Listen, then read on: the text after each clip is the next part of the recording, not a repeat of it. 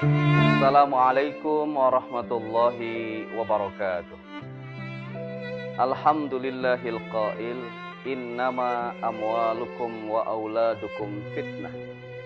Assalatu wassalamu ala rasulillah Sayyidina Muhammad ibn Abdillah wa ala alihi wa sahbihi wa mawalah.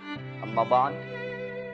Pemirsa KPI TV yang saya cintai, saya hormati dan Allah muliakan. Ada sebuah pepatah dari saudara kita di negeri tirai bambu. Kalau kita ingin panen setahun sekali, tanamlah buah. Kalau kita ingin panen setahun dua kali, tanamlah padi. Tapi kalau kita ingin panen tiada henti alias abadi, tanamlah anak. Statement tadi mengajarkan kepada kita bahwa anak adalah investasi. Dia tidak hanya menjadi investasi bagi kehidupan kita di dunia, tetapi dia akan menjadi investasi untuk kehidupan kita di akhirat.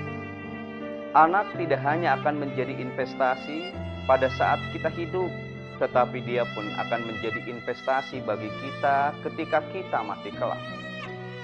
Sekaitan dengan itu, pemirsa KPI TV yang saya cintai, saya hormati dan Allah muliakan. Di dalam Al-Quran, Allah memposisikan anak kita dalam 4 posisi. 1. Zinatun. Kedua, diposisikan sebagai qurrata a'yun. Ketiga, fitnatun. Dan yang keempat adalah aduwwun. Pertama, anak kita diposisikan oleh Allah sebagai zinatun, yakni perhiasan indah kehidupan dunia. Kata Allah, al-malu wal banuna zinatul hayatid dunya. Harta dan anak-anak kita adalah perhiasan indah kehidupan dunia. Hidup kita di dunia ini menjadi sangat indah pada saat kita punya keturunan atau anak. Tetapi logika dari perhiasan itu seringkali tidak memberikan ketenangan pada batin kita. Kita hanya indah melihatnya, tetapi hati kita dijadikan deg-degan oleh keberadaannya.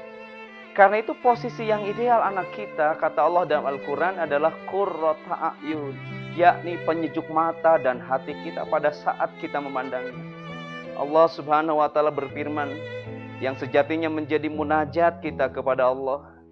Allah berfirman, Rabbana hablana min azwajina wa dzurriyyatina qurrata a'yun. Kata ayat itu, anak kita bisa menjadi penyejuk mata dan hati kita. Ini adalah posisi yang ideal. Namun pemirsa, ada posisi anak yang amat sangat berbahaya, yakni fitnatun, fitnah, ujian atau cobaan bagi kita. Allah berfirman, innama amwalukum wa auladukum fitnah. Sesungguhnya harta dan anak-anak kita bisa menjadi fitnah. Bahkan yang lebih bahaya, anak kita diposisikan sebagai aduwwun, yakni musuh bagi kita. Tidak hanya musuh ketika kita di dunia, tetapi yang paling bahaya, dia menjadi musuh bagi kehidupan kita di akhirat nanti. Para pemirsa KPI TV yang saya cintai, saya hormati dan Allah muliakan.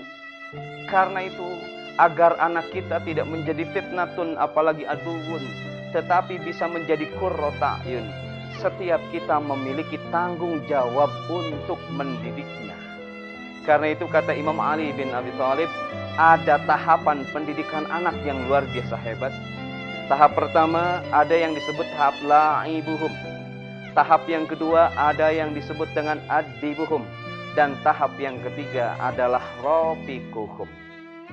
Tahap yang pertama la'ibuhum, itu 0 sampai 7 tahun. Anak kita itu harus kita ajari bermain. Karena 0 sampai 7 tahun adalah masa anak-anak kita menikmati permainan. Nabi merekomendasikan ada 3 bentuk permainan. Yang pertama as-sibahah. Anak kita ajak berenang. Secara physically berenang itu akan membangun kualitas fisik yang bagus. Dan secara psikologis ketika anak kita diajari berenang, agar anak kita bisa menyelami kehidupan dunia yang luar biasa bahaya ini. Yang kedua, ajari anak kita bermain ar-rimayah, yakni memanah. Tujuannya supaya fokus. Sebab ternyata kesuksesan itu hanya akan diraih oleh anak yang fokus, anak yang istiqomah. Kemudian yang ketiga, Ajari anak kita untuk naik kuda. Supaya apa? Supaya terampil dan secara psikologis supaya bisa mengendalikan situasi, bukan dia yang dikendalikan oleh situasi. Pemirsa, fase 0 sampai 7 tahun yang disebut la'ibuhum tadi, anak kita itu harus diposisikan sebagai raja. Raja itu harus prime service. Kita harus memberikan servis prima. Kalau anak kita ingin mandi, harus kita mandiin. Kalau misalkan dia pergi ke kamar mandi, harus kita cebokin. Kalau dia mau berpakaian, harus kita kasih pakaiannya. Pokoknya 0 sampai 7 tahun, posisikan anak kita itu sebagai raja. Kemudian tahap yang kedua pendidikan anak itu ada yang disebut dengan adibuhum, yakni fase pendidikan budi pekerti. Ini dari usia 7 sampai 15 tahun. Jadi dari usia 7 sampai 15 tahun, anak kita itu harus kita ajari berbagai macam nilai-nilai etis dan budi pekerti. Mulai dikasih tahu mana yang baik, mana yang tidak baik, mana yang benar, mana yang salah, mana yang semestinya dan mana yang tidak. Harus sudah diajari ibadah ritual, diajak sholat, diajak puasa dan ibadah yang lain. Jika 0 sampai 7 tahun anak kita diposisikan sebagai raja, maka di usia 7 sampai 15 tahun posisikan anak kita seperti tentara.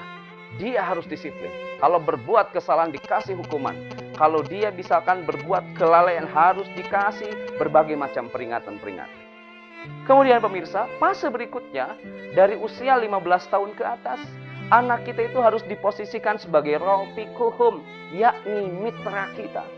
Kalau sudah 15 tahun ke atas, jangan diposisikan lagi sebagai anak. Jangan diposisikan lagi sebagai orang yang rendah di bawah kita. Tapi harus diposisikan sebagai mitra, sebagai sahabat kita. Dalam konteks ini ada paradigma celestial management. Konsep leadership dalam celestial management ada paradigma picker. P-nya itu artinya power sharing. Jadi kalau usia 15 tahun ke atas, kita harus sudah mulai berbagi kekuatan kita. Sang ibu kekuatannya di dapur, maka anak perempuannya harus dibagi untuk bisa tahu dapur. Sang ayah kekuatannya di dunia luar, maka dibagi kekuatan luar untuk anaknya. Kemudian I-nya yang kedua, information sharing. Jadi 15 tahun ke atas, orang tua dan anak harus saling berbagi informasi. Informasi ayahnya di dunia pekerjaan bagi dengan anaknya, informasi anak di dunia pendidikan dan remajanya bagi pada ayah. Jadi ada information sharing. Kemudian K-nya adalah knowledge sharing. Jadi bagaimana orang tua sudah bisa berbagi knowledge, berbagi pengalaman, berbagi pengetahuan. Pengalaman sang ayah dari mulai hidup sampai usia tuanya dibagi sama anaknya. Pengalaman anak di dunia dibagi sama ayah.